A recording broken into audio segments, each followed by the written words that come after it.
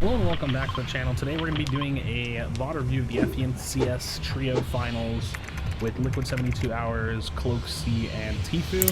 They have secured their position in the FNCS Trio Finals, like the actual finals, not just this like first stage of it. It's really kind of weird to get the terminology right, but I wanted to go ahead and jump in with them, and I'll be pausing, talking about a few things, and then just giving my general reaction and thoughts as we kind of review this footage and see you know what they're doing. So it looks like 72, Cloak, and Tfue triple landing on the Meteor. Now this is something I haven't kept up with a lot of their practice, but definitely something a little bit different than what I'm used to. You usually have a little bit of a bigger split, but when you're playing in a tournament, you got to think about what all is really important, and staying alive and working together off the rip, off the jump is really important. So Tfue landed up there, got an AR. He's gonna loot, and we see Cloak and 72 just jumping their way down. And I'm gonna be watching the majority of their perspective, like 90% from their perspective. Is that I may stop and look at other teams and see how they take fights, but we're really just gonna run through this. So a lot of just early game looting, as they do have a lot of ground to cover. And you can actually see the map. They're here. They only have this one other player over at the Dusty Depot, which I'm trying to see who he belongs to. There's not a lot of a reason for him to be over here, but I guess we'll see. Maybe this is one of the enemies as well. I don't know. The colors are looking a little bit funky, but I do have a colorblind mode on for my game, so we'll just watch this. And not a whole lot of crazy stuff when it comes to looting up. I mean, we could talk a little bit about like loot inefficiency, or like loot efficiency, and how to get the most out of like your shields and things. That's definitely something you're gonna want to figure out. Looks like they're gonna opt to land here and then immediately rotate to retail, which is not a terrible option. You can see there's already two teams over here, kind of like mid-fight, and they'll probably clear out retail. Again, this is one of the games that they win, so they're very really good, strong performance from them. But the possibility is, or the probability is, that they're gonna come over here, clear out retail, and then farm up these shards because they want the best loot possible. You can already see Cloak doesn't have the best loot. 72 has a pretty good shotgun, but the rest of his loot's not great. And actually, they're doing pretty good on shields, so that's pretty solid. And Tfue's loot's actually not that terrible. So we'll kind of see. I kind of want to stay with whoever's like on point. We'll watch Cloak for a bit, as they're just like farming their way in, and they're like, they can take their time to kind of assess what's going on here. And actually, luckily for them, I suppose luckily for them, they've got this whole housing side of themselves. So if they wanted to keep it low key and farm, they could. They can obviously tell that people have been here, and they're just gonna like work on this shard, most likely get some height and just kind of see like what's going on in retail. They see those guys over there, which now means like they expect them to be finishing a fight over there, so they could either work in, which is what they're gonna do, or they could farm shards. So this is already like giving you kind of like an idea of what their decision making is. They don't want to just get here, you know what I mean? They want to like eliminate whoever's here and not try to like share the loot with them. They're gonna try to finish up this team and go from there. Got the high ground here on old builds. They haven't shot a single shot, and they're gonna laser this guy. I'm surprised that wasn't an instant knock. There it is. They get a knock on that skeptic, which may be him. I don't know really. We'll see as they start to move in. So Cloak just sitting up top. Tom and Turner move their way in.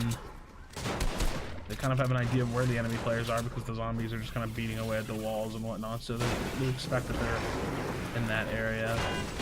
Looks like there's two of them. If you look at the map, we've got that kind of information. And they're just gonna kind of take their time. There's no big rush here. So just farm some zombies, get them out of his way. Big ones when they hit you are super annoying. Tfue's gonna take a little bit of fall damage as the fight starts to break. And like the biggest thing is like not just like to kind of commentate over these games. I want to look for the decision making, and that's the biggest thing. If the enemy team's taking height, they pull back. That's to kind of keep themselves safe. Obviously, they want to keep themselves alive and just like give themselves the best position to fight in. And like letting them like grab height over you and then just boxing up immediately under them is probably not the play. So they're gonna go ahead and pull back. You can see Tom just kind of like ramp boosting himself back and then creating space and blocking himself at the same time. So we'll see. Tfue's still kind of forward. He can just drop back or look for an angle, and we'll see what he's gonna do. But these two have pulled back and are now kind of like at least on some kind of like an even height. Tfue will just back up and get to them as well. So they want to shoot that hideout. 72 getting a headshot. RPG coming in, which should be fine. A bit annoying. And as long as this fight doesn't take too long, it could still be very profitable for them. I mean, at least they finish this fight, they get an RPG, and we got 72 pushing up, Tfue starting to push up. You get an RPG and then the ability to farm for like launch pads and shields and things like that. So using the splash is not really a concern for them. They don't have to worry about that. That's a big headshot, big shot. Okay, so they take him out. And then the last guy is just going to be an easy pick off. So, okay, so not bad. They can go ahead and get them out of the way. They'll kind of delegate the loot out. And then the biggest thing is you're going to want to see them just immediately kind of jump into farming shards, which is what Tfue is doing immediately. They don't really have a whole lot of time with the zone coming, but at the same time, they're not terribly off. And we do see this team kind of like rotating like south of them towards retail. So we'll see if this turns into a potential fight or if it turns into something that is like something they want to push into and go for points, or we're going to be looking for those decision making. So farm the shards, they put some builds up so that way the zombies, they don't have to worry about them too much. And throwing the nades at them, just using all the extra stuff to farm them out as fast as possible, which is really smart. I mean, that's definitely something you got to think about. You know, if you've got extra nades or just something else you're not using, you don't really have to worry about the zombies beating at you. He's gonna farm and get his materials up. He's actually connecting to the building so that way he can farm up here safely and block his side. And again, you're just gonna see him farming and getting the loot. That other team just kind of rotated past them. They didn't really want anything to do with them if they even saw them. It's one of their early games. They do already have 3 points from this one. How many players are left alive? So 78 total players. Yeah, just trying to cycle through them, watching, this is all typical stuff, especially out of retail. You kind of expect this. Now, like what Cloak did, something pretty advanced, I suppose you could say, is like where he put himself up, and this is much better loot for him at very least in terms of the AR. But he put himself up connected to the building, so that way the zombies can't knock him down, and they can't just like pull aggro from him. And you see kind of Tfue do the same thing, I guess. It looks like he's just gonna go ahead and grab those. And if they have a bunch of campfires, whatever they've got, we'll see why they choose to stay here so long, and what ends up happening. If you see that other trio potentially rotating in, they're taking storm damage as well. Storm damage is not that big a deal this early on. You guys know this. They just want to have the best loot possible, the most, the most launch pads, whatever they need. I don't want to take forever, but I mean, it's almost like a mini game in itself. You know what I mean? To just see. And again, I want to watch this yellow team. They've only got 2 people. I want to watch them to see if this is a fight they try to take or if they just try to dip out.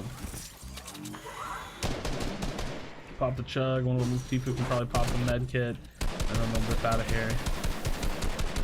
Now this, I guess something like this, especially to me, like from my perspective, is something I would kind of view as a little bit more advanced, because you're watching them like actively. You're kind of watching them actively like choose to take a bunch of damage and spend the time for the extra resources that they get out of this. And when you know what you're doing, I guess whenever you can really budget everything out, it's perfectly fine. But if they don't keep getting the heals they need, or you know what I mean, like if they're just not in that situation, then it could turn out badly for them. But they've kind of got this all budgeted in their mind. So 72 gets his health up. Tfue just farming the zombies, getting them off him, so that way they can finish up this shard. I wonder how many more they get, you know what I mean? Like even using that magazine just out of the AR he's not gonna take, you know what I mean, is something. Look, the lowest one uses the med kit. They're farming the zombies off of him, so this is interesting. I mean, I'm sure they have lots of I don't know if this is bugged or if they just didn't get any campfires or launch pads. I feel like it's probably the replay bug, if there is one. But they're not really that far from zone 2, which is probably another reason why they just chose to stay. The lobby only goes down like a few people from last time I called it out. Well, let's look at the loot. All right, so minus the trap slot items, because I can't imagine they have nothing. We've got an RPG and an AR, so he needs a shotgun. We've got another RPG, an infantry, legendary infantry, and attack shotgun. Lots of shields. RPG. Wait, they have 3 RPGs. Is this right? There's no way. I have to believe it. At least to some degree. We'll see. We'll see what they've got, because I only see like they all have 7, but Storm Surge threshold pops, they're above, no big deal. I just have a hard time believing they have no trap items and that they have 3 RPGs, but I guess we'll find out. If they end up holding high ground and have like no problem doing it, well look, I've seen 1 RPG. I'll just keep cycling through them until I see what they do. We'll see what they're trying to set up. You know, they got the campfire for free, so that's one way. I wonder if there'll be, that's weird, I didn't know you could do that. I wonder if there'll be like a meta where like teams will get smart enough to leave areas like this, where they start popping these forged campfires like kind of preemptively and just like on purpose, just because. Another thing to note is like a lot of things on this strategy specifically is that they did not focus farming at all. Like as where I'm so used to going into a location and you know, you kind of get what you get and you leave with, you know, whatever you got, but you also have max mats, or like the majority of the mats that you can get. That's definitely not what they were planning to do. You can see a lot of their materials are not completely maxed out. Not to say that they're in a bad position per se, because they definitely have really good loot, but they're not in the best position in terms of mats. Tfue, who we saw farming in retail, actually the highest one, which again, not a big deal. A single fight can change that. And again, they're actually pretty close to this yellow team. So their strategy here, I mean, it's all been loot based. And this is, you know, you hear a lot about going to center zone, you hear a lot about, you know, rotations and stuff. And this team is just not really playing that way. I think it's really obvious that they're looking for loot, they're looking for kills, they're looking for like the situation to get them the best that they can get for the end game. And like with that comes getting kills. So new zone comes out, it's not that far away. I mean, it's pretty far, but it's not as far away as it could be. So they're not in the worst position in the world. I mean, depending on whether or not they have some launch pads. Takes a headshot. They have plenty of shields, so they're gonna choose to just go somewhere else. And I mean, and the other thing is, like, if they have to fight this team, it's not that big a deal. I don't think they want to. I think their choice, like here, is they definitely want to try to avoid whatever fight they can, but they're kind of getting focused a little bit. So they're just gonna keep moving themselves. Well, again, we're always just looking for the decision making here. A lot of teams are starting to fight. They want to kind of stay away from that, but they are pretty far from zone. So we're just gonna see what they do. 72 down, you know, about a half pot's worth of shields. They have plenty of shields to fill him back up. I'll probably go for this drop. Well, they're just gonna go ahead and toss him a 50 pot. So toss him a 50 pot. We'll see what Cloak does, because again, I haven't seen his shotgun, but I just don't know if he cares to even have one. I mean, you really have to think about it. Like, do really all 3 people of the trio need a shotgun?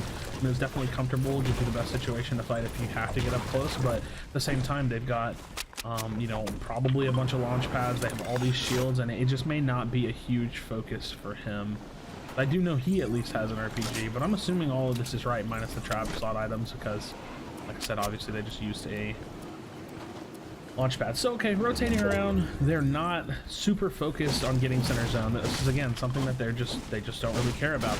They're comfortable playing on the outside. They're comfortable farming their way into the game, as we've seen them do so far.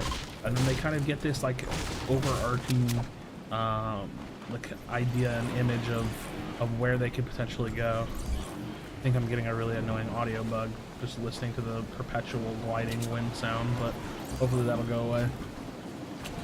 And so not a lot has changed for them. What are they planning to do? Alright, so launchpad number 2. This is definitely something we're going to think about as the course of the game goes on.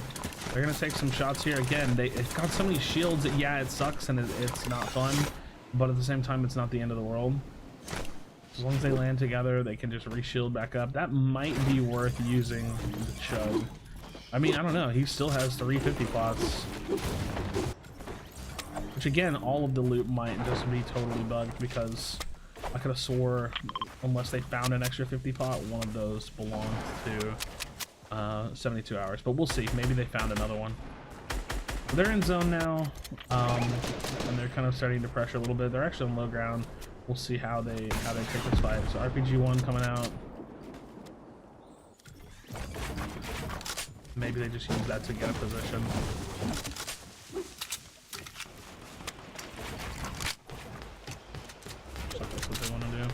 Actually, they got the next zone, which is really, really nice. Okay, so launch pad number 3 comes out, and I guess they want high ground here. I feel like they just play so differently than even maybe I understand. You know what I mean? Like they're willing to use the resources they have. They're making sure they connect, and they're just like putting themselves in a good situation. All right, so let's see. I found some extra loot. What did they do with the chug? Or did Tfue just take it or use some splashes or something? But they have high ground in zone. They were willing to make the decision to use that 3rd launch pad. Again, I'm trying to keep track just so I know that's what they have. And Cloakzy found a shotgun because that was from the loot at the bottom. So the loot is accurate. They've all got enough rockets that they can do some good damage. We saw 72 use 1. And so this means that the loot is accurate at very least. They're all pretty shielded. They're very healthy.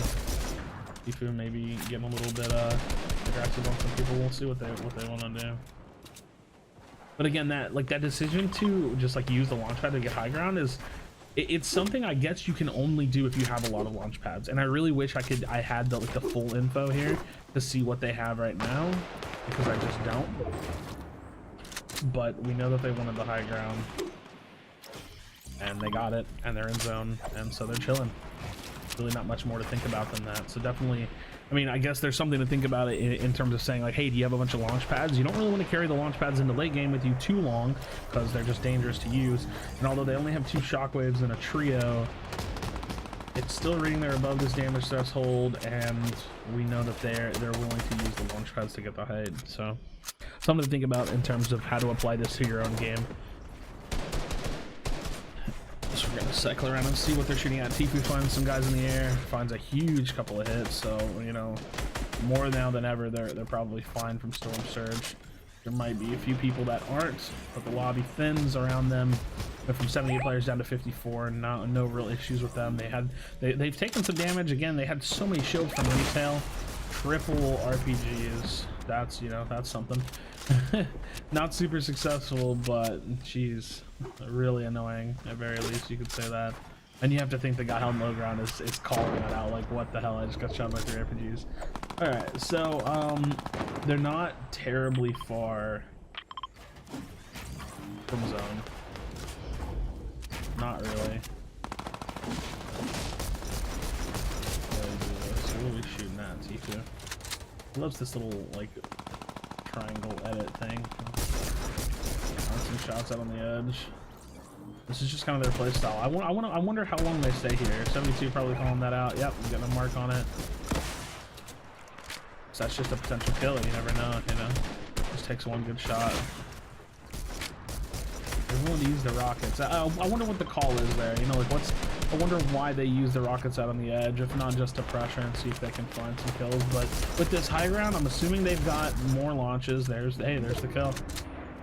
Tfue finds that extra kill. That's going to even be what the 4th point they've earned this game as they get closer and closer. They're getting pretty close to that first placement threshold, and they're just hanging out on height. And again, this is the biggest thing. I wonder if they shoot launch pad or if they shoot players. Okay, gonna have more people.